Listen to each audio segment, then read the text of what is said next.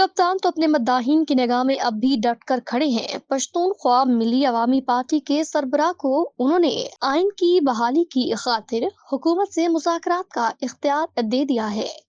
हुकूमत का जिक्र चला तो मेरे जहन में फौरन ये सवाल उठा कि कौन सी हुकूमत? शहबाज शरीफ की सरबराही में जो हुकूमत हमें इन दिनों विफाक में नजर आ रही है, तहरीक इंसाफ और इसके हामी से फॉर्म 47 की बुनियाद पर बनाई हुकूमत पुकारते हैं। मसर है कि फॉर्म 45 में मुरत्तिब हुए नताइज ही 8 फरवरी 2024 के रोज पोलिंग स्टेशन पर पहुंचे आवाम के जज्बात के हकीकी तर्जुमान है। फॉर्म 47 ने इन जज्बात का एहतराम नहीं किया। आइन अगरचा बचाना है तो फॉर्म 45 के जरिए जाहिर हुई मुबैना या हकीकी अवामी राय पर अमल दरामद करना होगा। ऐसा हो गया तो तहरीक इंसाफ मौजूदा कौमी असम्बली में कम अज कम 180 नशस्तों पर कामयाब तस्वुर होगी। इसकी हकीकी तादाद का एतराफ कर लिया जाए तो मौजूदा कौमी असम्बली में भारी भरकम अक्सरियत की हामिल होते हुए तहरीक इंसाफ को शहबाज शरीफ की जगह अपनी सफों में से किसी साहिब या साहिबा को वज़ीर आज़म के ओहदे पर नामजद करना होगा। जो भी नामजद हुआ यकीनी तौर पर अबूरी वज़ीर आज़म ही तस्वुर होगा, क्योंकि हुकूमत संभालते ही तहरीक इंसाफ की सफों से नामजद हुए वज़ीर आज़म को अडयाला जेल का फाटक खोलकर वहाँ मुकीद खान को जेल से बाहर निकालना पड़ेगा।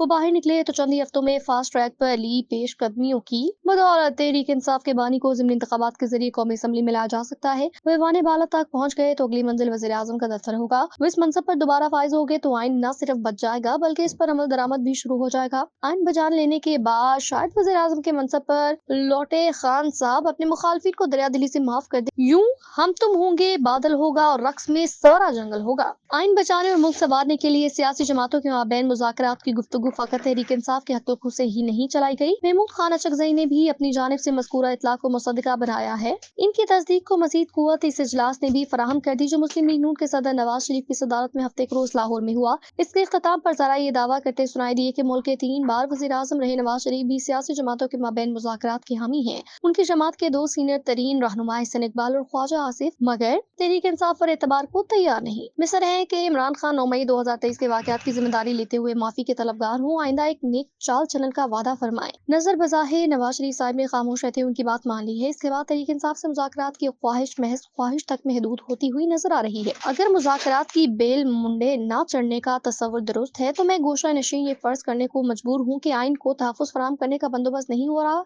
गरीब की जोरों की तरह ये जोरावरों की भाभी ही रहेगा। फॉर्म 47 की बदौलत कायम हुई हुकूमत के साथ बलाखिर आइन के तहफ़्फ़ुज़ की खातिर रजामंदी हुई। तहरीक इंसाफ के जवां साल मद्दाहीन मुझ जैसे बुढ़े सहाफ़ियों को रिटायर होने के मशवरे देते हैं। मुझ जैसे लोगों के ख्यालात यकीनन फरसूदा होंगे जिन उसूलों की पासदारी के गुमा में मुब्तला थे, उनके तहफ़्फ़ुज़ को अब भी किसी न किसी सूरत डटे रहने की हिम्मत दिखाई देते हैं। तहरीक इंसाफ के इनकलाबी तो मट्टी के मादू नजर आना शुरू हो गए। उनके महबूब कायद को जेल में गए सिर्फ 1 साल गुजरा फॉर्म 47 की मदद से बनी हुकूमत से मुज़ाकरात के लिए, मगर उन्हें रजामंद कर लिया गया। तो कमजोर था तो लड़ा क्यों वाला फिक्रा याद आ गया। नोखेज दुश्मन की तरह मोहल्ले के इनकलाबियों से दस्ते बस्ता अफराद की सोशल मीडिया से वक्त निकाल कर कभी कभार एक आध किताब भी पढ़ लिया करें। इस मक्श से गुजरेंगे तो जल्द ही दरियाफ्त कर लेंगे कि वतन अजीज का अलमिया फकत ये नहीं कि तारीख यहाँ खुद को दीगर ममालिक के मुकाबले में कसरत से दोहराती है। हमारा अलमिया ज्यादा संगीन इसलिए है क्योंकि तारीख दोहराते किरदार कभी नहीं बदलते। जाती तौर पर मैं महमूद खान अचकज़ई का बहुत एहतराम करता हूँ। एक मिसाली तौर पर साबित कदम बाप के फर्जंद हैं जिनकी तकरीबन सारी उम्र जेलों में गुजरी।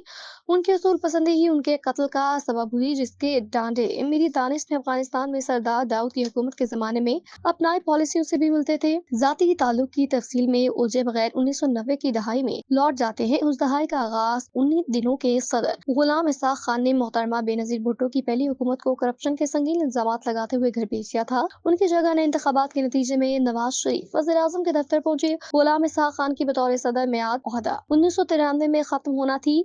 1992 का साल मगर खत्म हो रहा था और लाहौर से आया वज़ीर आज़म गुलाम इसाक खान को एतमाद दिलाने की जहमत ही नहीं उठा रहा था कि वो सिविल और फौजी इशराफिया के बाबा कहलाते हैं। इसाक खान ही को ऐवान सदर में मुकीम रहने को तरजीह देंगे। इससे कबल अगस्त 1991 में नवाज शरीफ ने निहायत होशियारी से असलम बेग के रिटायरमेंट के बाद आसिफ नवाज जंजुआ मरहूम को आर्मी चीफ भी बनवा लिया था। गुलाम इसाक खान को बदतरीज शुबा होना शुरू हुआ कि लाहौर से आया वज़ीर आज़म खुद मुख्तार होने की कोशिश कर रहा है। उसे काबू में रखने के लिए लिहाजा मलाती साजिशों के महाकलाकार गुलाम इसाक खान ने पीपल्स पार्टी से रवाबित बढ़ाना शुरू किए।